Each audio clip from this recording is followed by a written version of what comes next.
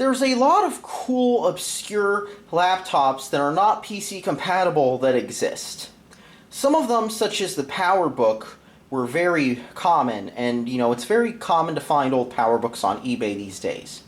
Some of them, such as the Unix laptops and some of the others based on 16-bit microcomputers, were not very popular and sold poorly, and as a result they are very hard to find and a prized collector's item these days. This laptop is kind of common, and it's also a laptop that is not PC compatible. What am I talking about, of course? I'm talking about the PC-98 laptops, or the NEC 98 notes, or La Vie, or there were some other brand names for it later on. But this was one of the more common Japanese laptops for quite some time, and also this was one of the more common non-PC compatibles. It was still x86, but it was not a PC compatible. And that makes this laptop really unique. Now this laptop looks quite a bit like NEC Versas that you might have found in America or the West for quite some time. This is an NEC La Vie, and it says La Vie on the top. And if we look at the side, we have some ports, well, just a power port, which it's a square-shaped connector. It's a high-rose connector, kind of like the Dell Latitude C series. I think the Latitude XP used something like that too. But also, it was used with NEC Versas. And here's the connector. It's a high-rose connector. Let's pop this here. And we can see the first port. I think it's I think this is a composite out, because a lot of times, back in the day, if you were to hook your PC up to a projector or TV to show a presentation, that was the port you used. We're going to take a look at the bottom. And when you look at the bottom, it instantly gives away what kind of computer this is. Come on, focus. It's a PC-98.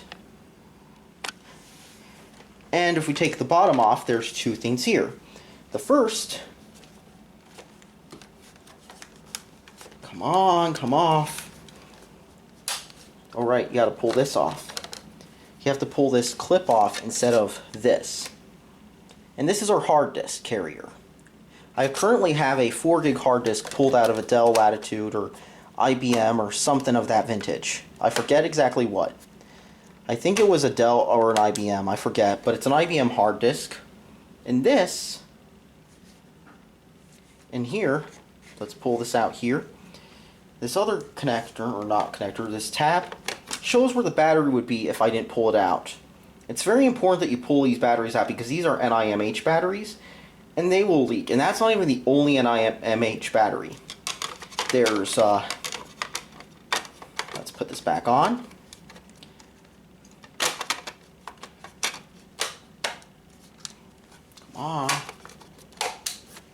There's these two. One of them is broken off, but these are what you'd put to prop your laptop up because that's what they did for ergonomics back in the day. And then if you pull this out with this and this,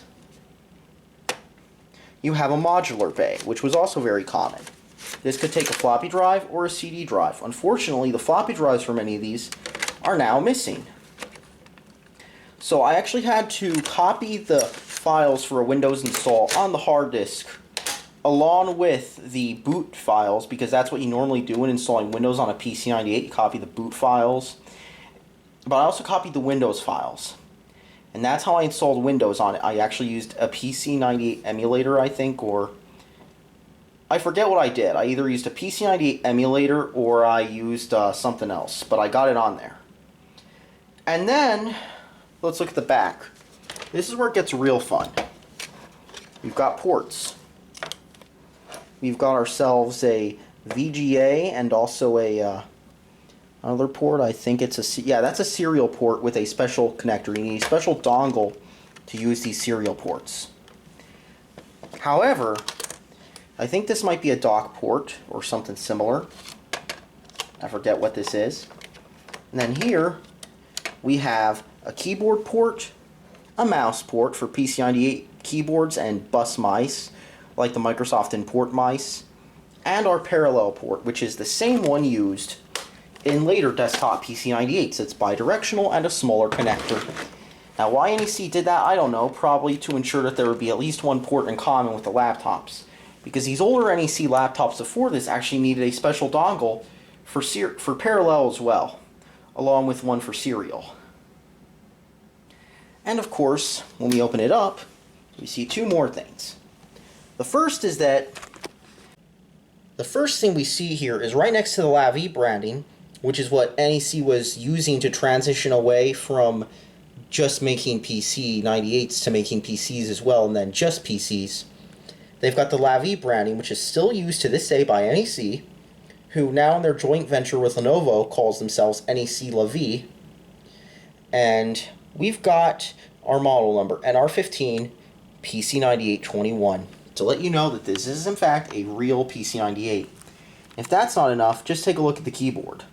This is not a normal Japanese layout, but rather the PC-98 layout. So control and caps are switched like you'd find on a Sun keyboard. And also, because this is a unique modified version of what would be a normal PC keyboard, we've got our escape and stop keys here, F1 through 12, and you have to use the FN keys for the VF as well, because F12 and F11 are VF1 and VF2, and you've got 5 function keys, so those are through the FN key. We've got all the other keys you'd see on a PC-98, the kanji lock, and for X for graph, which, because this is a PC-98 made towards the end, they actually labeled what these keys do in Windows programs. So graph has alt labeled as well. Roll up is page down, roll down is page up. And also help is labeled end, because this was the Windows key mapping for this machine. Very interesting. We've also got a numlock key because we don't have the full keyboard layout. So you have numlock for use with games and programs that require you to use the 1 through 9 keys. Very clever design quirk. But that's the thing with these PC-98 laptops. They are not just emulations or incompatible. These are full-on PC-98 laptops. They even have the PC-98 chipset on the motherboard next to the regular chipset. I've taken one apart. And on the motherboard, there's a PC-98 chipset which has the ASICs for the video system, which consists of many chips on the old PC-98s, but it's an ASIC in this. It's the same ASIC you'll find in some of the later PC-98s, such as the RA20.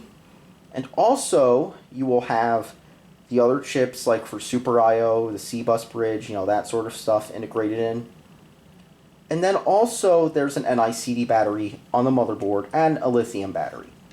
You do not want to remove the lithium battery because that holds the BIOS settings, and it's needed for some OSs to boot.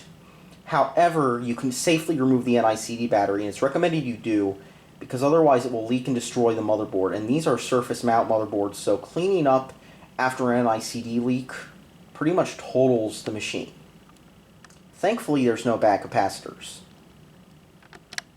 There is one other thing I would like to point out on this laptop before I turn it on. Right here are 4 audio ports, like on a PC-98. There's a line out, line in, mic, and a headphone jack, a volume for the headphone and speaker amp, which on this machine is very quiet. And if we look here, there's another cool feature, PCMCIA, which pretty much every laptop has.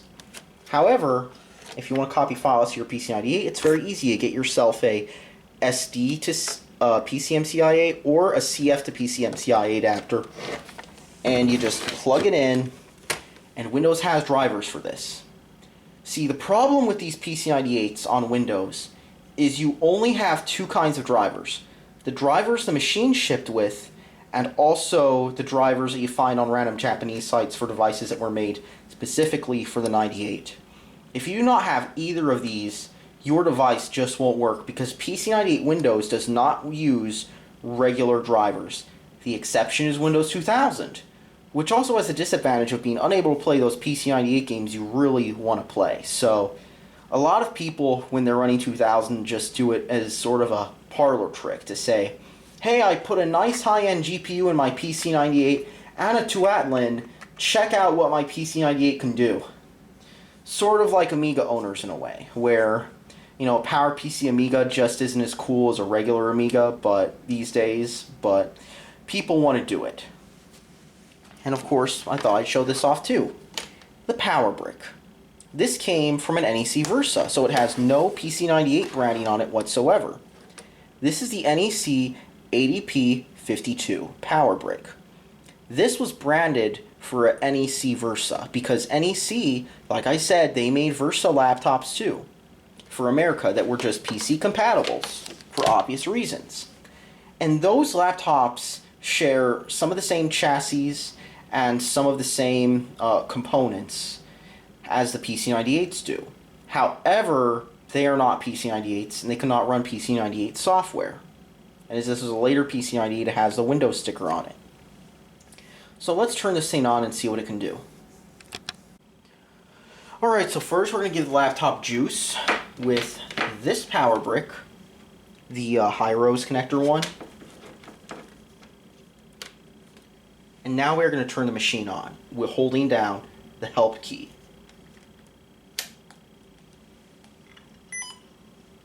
It's that classic sound you know and love. So this laptop is an Intel Pentium with a 150 megahertz processor, not MMX. And as we can see, we are now at the screen for essentially the BIOS. As you can see, it's called a 98 note. Now, there's a few quirks on this machine. The first is that it does not contain ROM Basic. Unlike the older PC-98 laptops and PC-98s in general, this was one of the earlier ones to get rid of ROM Basic.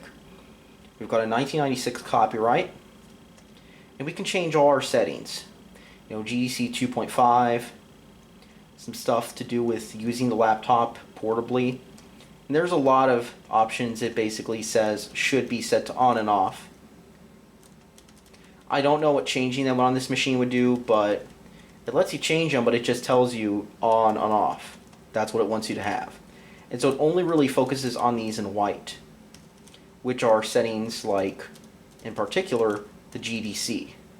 This is the most important option you'll find on these PC-98s because a lot of games don't work on 2.5, but some of them require 5 megahertz, believe it or not.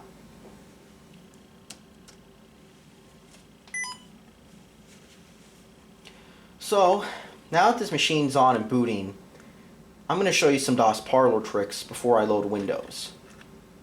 And the first one comes right as you boot the machine. And the second one does too. So we've got 48 megs of RAM in this PC-98. And something else you'll notice is that the screen displays in a window when it's in DOS. This does not scale the monitor. In fact, I don't think any of these PC-98 laptops ever did. As you can see, it was intended to be 16 by 10 on all these PC-98s. So if I push down, you'll notice something. There's a boot menu. This is just like MS-DOS on a regular PC. And if we select what we want, we can actually edit. Well, first off, look at this. No windows. How did I do that? Well, first, let's open up the editor. And let's edit MS-DOS. .sys. Now, if you're familiar with Windows 98, you probably know about this parlor trick. Boot GUI equals 0. In fact, we'll zoom in just so you can see. Boot GUI 0. On a PC-98, this works as well. And it gets better. If we open config.sys, we can actually put menu options and choose what we want to load. And then if we do autoexcc.bat, same exact thing. We can do the same thing we did with on a regular PC with autoexcc.bat. That same trick works. And then if you want to load Windows, you just have to type in win. And you'll see 16 by 10.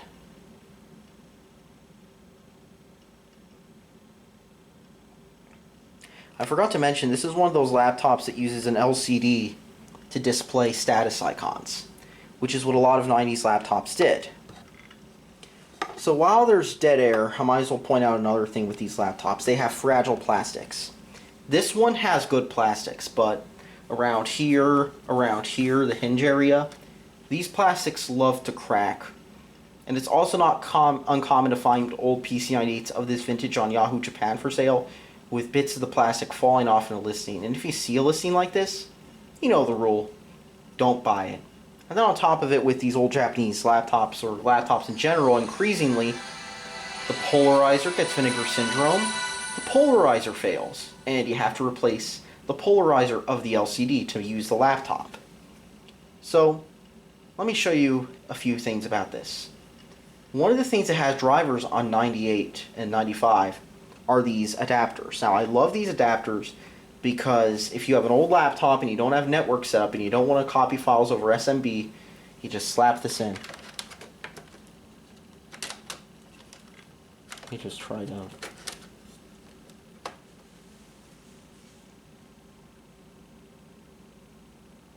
Wait for it.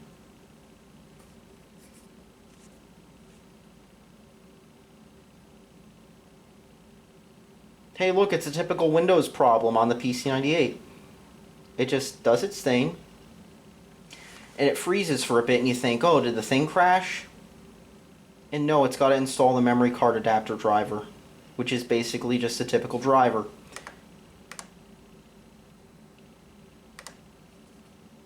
And we got to actually go find it. Got to go to B. Not B, this is a PC-98. We got to go to A. And we got to go to the folder I copied the install files to. And I'm trying to remember what it was. Did I actually copy it to options cab on this one? Nope, I didn't. So there was a folder I had where I had the install, and I don't know where it is. I guess what I'll have to do is just put the disk in and see what it does. So that didn't work, but putting the card in the top slot somehow did. And we hear the classic beep sound we hear on 98. And now you can go copy your games from pretty much the memory card onto your PC-98. And if you want to extract PC-98 games, let me show you another cool parlor trick. What you do is you open up Edit D, and you open up Edit Disk. And we're going to open up a game here.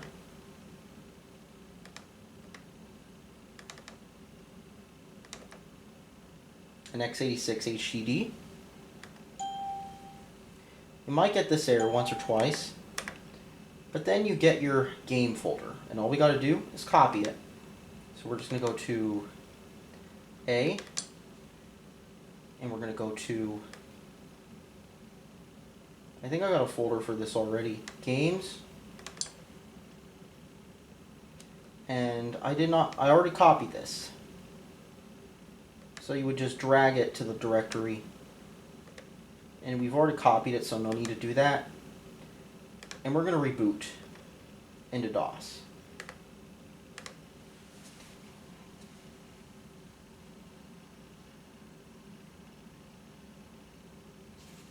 And now we're in DOS.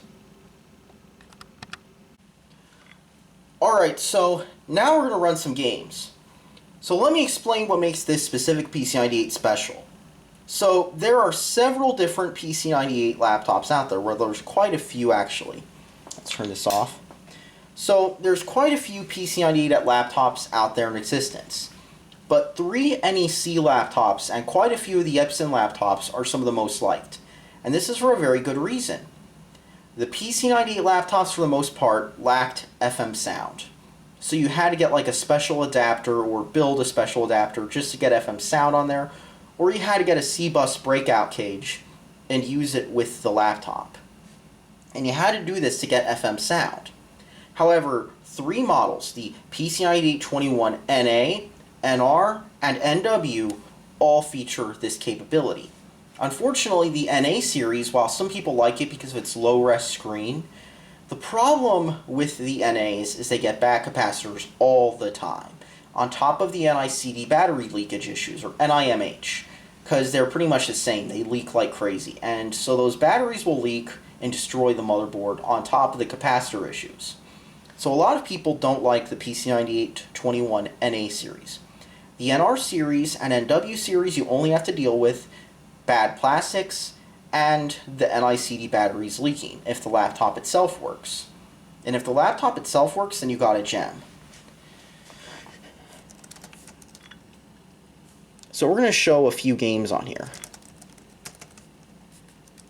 What's the key for this?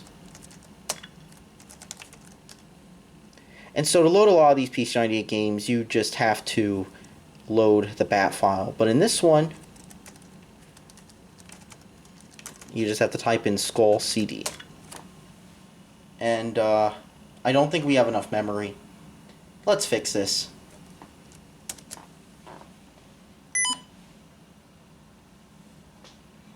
So on the PC-98 machines, you have memory issues. And this extended GV RAM error also comes up when you use the, how do you put it? The card. So I'm just going to turn this off real quick. Which if you push that button and hold the power button, it turns it off instantly. Let's pull this out. Close it. Error message cleared. We're ready to go. And sometimes you have to do this to clear the state of the PC-98 because there's also no reset switch on these later PC-98s. The PC-98, what is it? Let me turn the song so I can focus better. The PC-98, like 9821RA, for example, does not have a reset switch, and neither do the V166, V200, that sort of stuff. They don't have reset switches because they were meant for Windows. And on Windows, well, you would just Control-Delete, or in this case, Control-Graph-Delete, until it works. And that's one of the cool things that NiMH added was that. So we're going to load VEM486. This is a third-party memory manager for the PC-98. You cannot run Windows when this is loaded, by the way. So it's important that you do what I did with msdos.sys and you disable loading Windows if you want this to work. But once you do that, it works just fine. And we also have a bit more memory too. We have 609K free, which is nice. Let's turn this back off.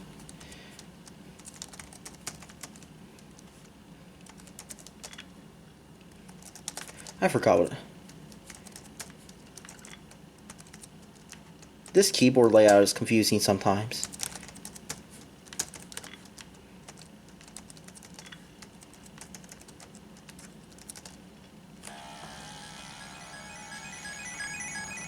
Check that out. FM sound, and by the way, this is cranked all the way up. This has quiet speakers.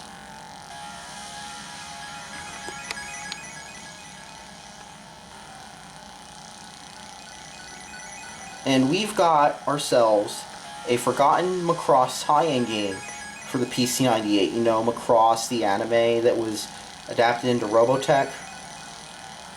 And we've got FM audio working. Really cool.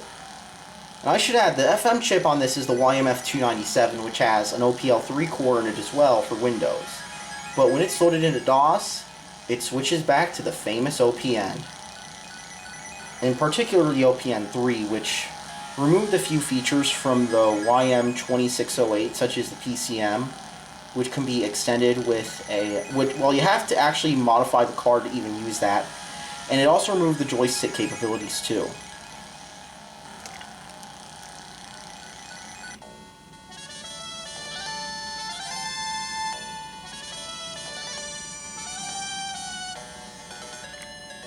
And we can listen to music for the game, click start. And we're just going to choose one of them.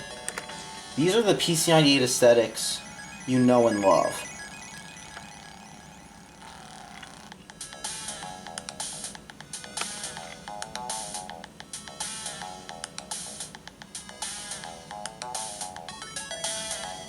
Listen to that music.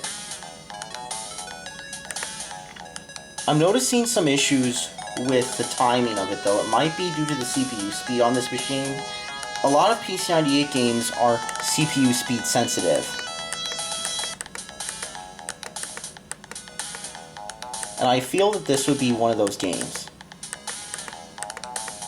But as you can see, this game is translated into English.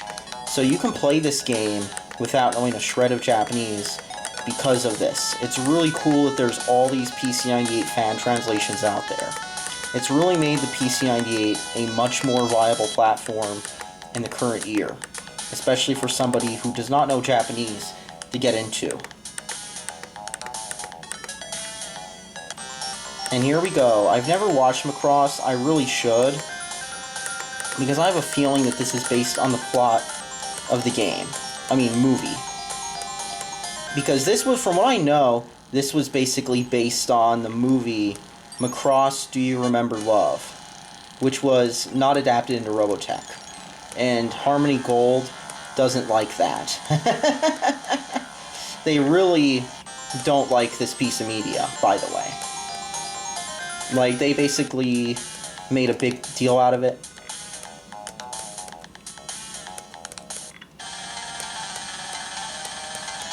But yeah, like a lot of PC-98 games, this uses the external PMD sound driver. I'm trying to skip past the text to get to the gameplay. But as you can see, check out these PC-98 aesthetics. You've got the whole plot of that movie remastered into PC-98 aesthetics with those well-done anime drawings.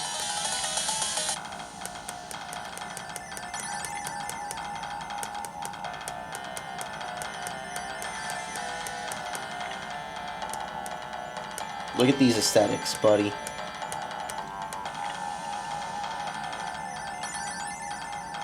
And here we go. We've got our gameplay.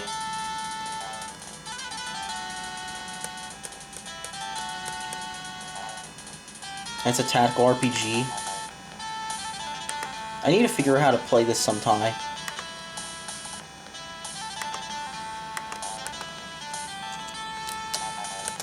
Well, if I don't want to quit it, you just hit Control Graph Delete doesn't even work on this game. So you have to turn off the laptop and turn it back on just to switch games. That's one of the other problems with these PC-98s that lack a reset switch. You have to do this all the time. Let's see if the light makes it easier to focus. Yep, it does. We'll just leave the light on for the rest of the video. Not a good idea, but if it makes the camera not lose its focus, that's a good thing. Now thankfully the RAM check is quick on this model, but on some of them with ECC RAM, the RAM check can actually take quite a bit. Especially if you have like an RA20 with the RAM max to 512, it will actually take like 3 minutes to post every single time.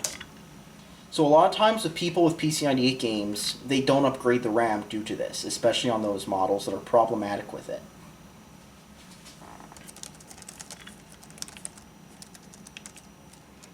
Let's see what other games you got, because I want to show a quirk on this.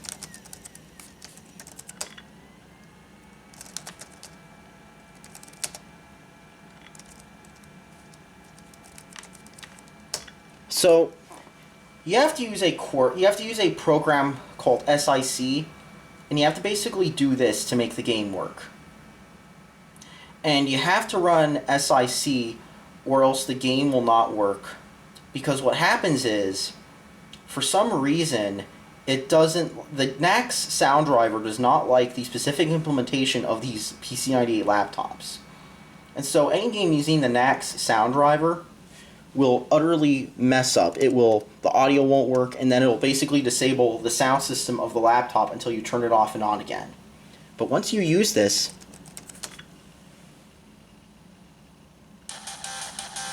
you get FM audio.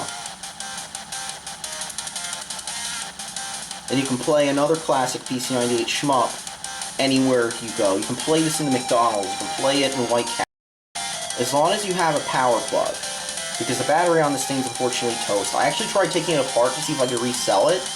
It was corroded everywhere. There was just so much corrosion from every single cell in that thing. No wonder it didn't work. And let's go to config. I've got it set to 60.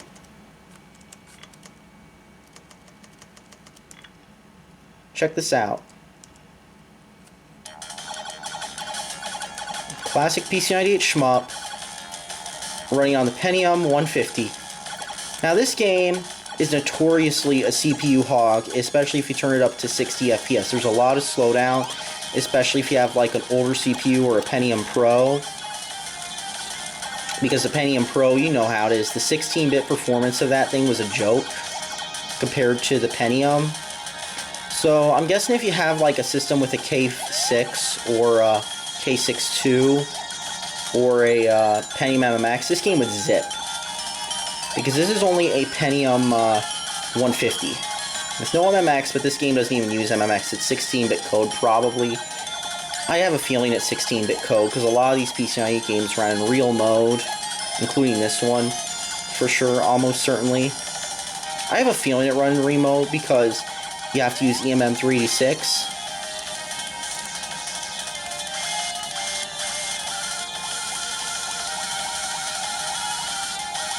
And you got this cool parallax scrolling style effect.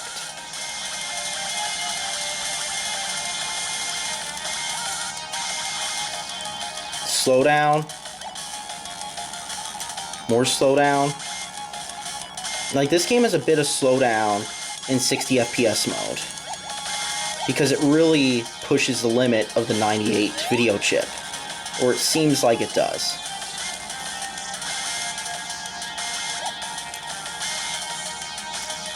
There's a reason why a lot of people play this game when showing off their PC-98, because it's a very good demonstration of what a nice PC-98 can do.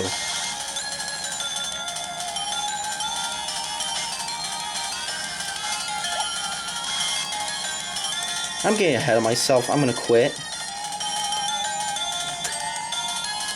I forget what the key to quit the game is. I think it's stop. Yeah, it's literally stop. This game uses the stop key to quit. And as you can see, PC-98 video system quirk, it didn't really clear out the display, so that's still on screen. And we have to type CLS to clear out the screen, and we don't have a cursor.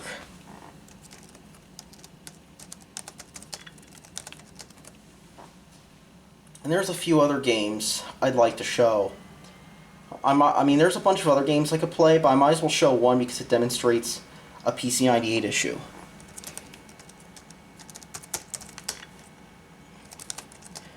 Now, on top of this game requiring, essentially, this game not only requires 86 PCM instead of the CS4231 PCM, but also, this game does something that a lot of people are probably going to think is weird. See that? See that? This is a game that uses 5 megahertz for the GDC. So to fix it, you have to reboot the machine, hold down the help key,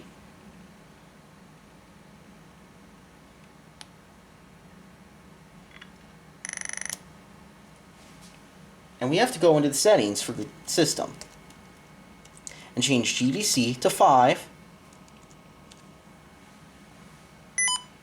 and reboot the whole machine.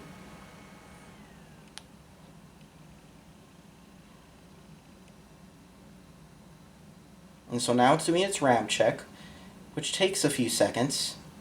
It could be worse. But since there's no SCSI card, once that's done, it gets right out of that and back into Windows.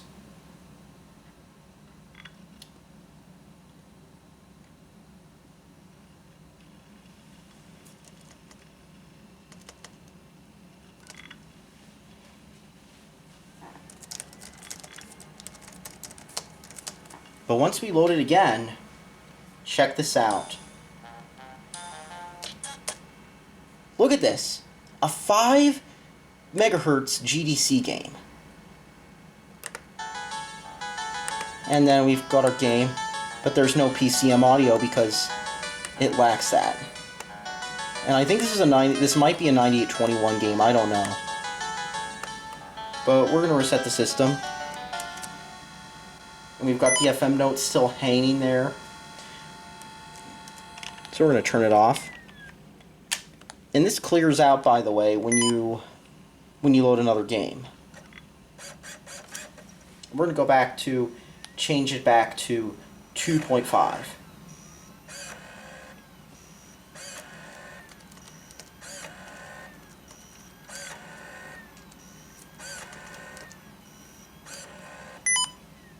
Let's take the CD out. These old CD drives are very dodgy. I'm pretty sure this is a Toshiba CD drive because those were really common back in the day. I think it just sounds like a Toshiba drive, honestly. And we're back in the game. I gotta show off one more thing.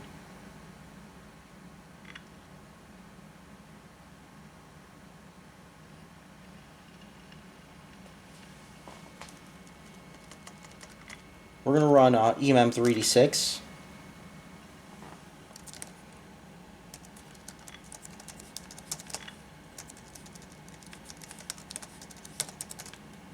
I'm going to load FMPD 6. Or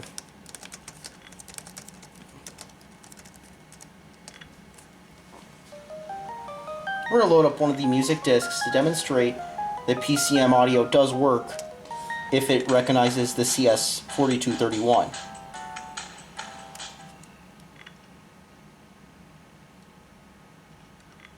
Selector, and see if we play something that uses it like, actually no, that's not one that uses it, it's just OPNA, but anything that uses this sound will be PPZ marked on this disc. So we'll load one that does use it. Let's load one I know that does. Give me a second.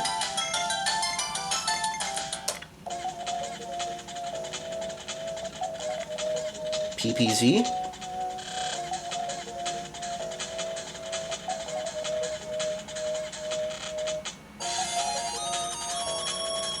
Really nice laptop, but here's the problem. A lot of people who see these laptops think, wow, it's great, I can have a PC-98 in my studio apartment.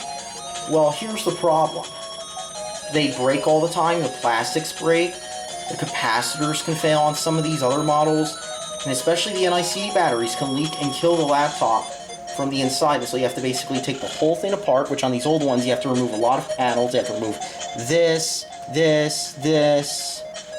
a bunch of screws on the bottom, and you have to do it with a JIS screwdriver and not a regular one, or else you'll kill the screw heads and strip them out and be like, oh crap, I should have bought a JIS driver from Vessel or something. And so, once you get yourself one of those, like mini Phillips drivers from Vessel, take it apart and take the NiMH battery on the motherboard out, which unplugs from one connector. You've got yourself a nice little PC-98 laptop, and it can even run Windows games as well if you want. But that's the thing, this is an interesting laptop if you know what you're getting into. Do not buy this as your first PC-98 or you'll wish you bought a desktop. And then you'll spend more money buying a desktop that you know works. And the sound card for that if it needs one. And, you know, you'll be asking yourself why you spent all this much money. And all this time, and you'll be frustrated. But if you buy one that you know works, you're in for a fun time because it's a PC-98 laptop that you can use anywhere, literally, as long as you have a power outlet. That's all that needs to be said. Thanks for watching, subscribe for more, and remember, PC-98s, they're interesting computers, but please know what you're getting into. These are not normal laptops. They've got all the 90s laptop problems that you can think of. They've got the same ones the other laptops do, and as a result, you know, if you don't know what you're getting into, you'll be frustrated. That's all that needs to be said, people. Thanks for watching, subscribe for more.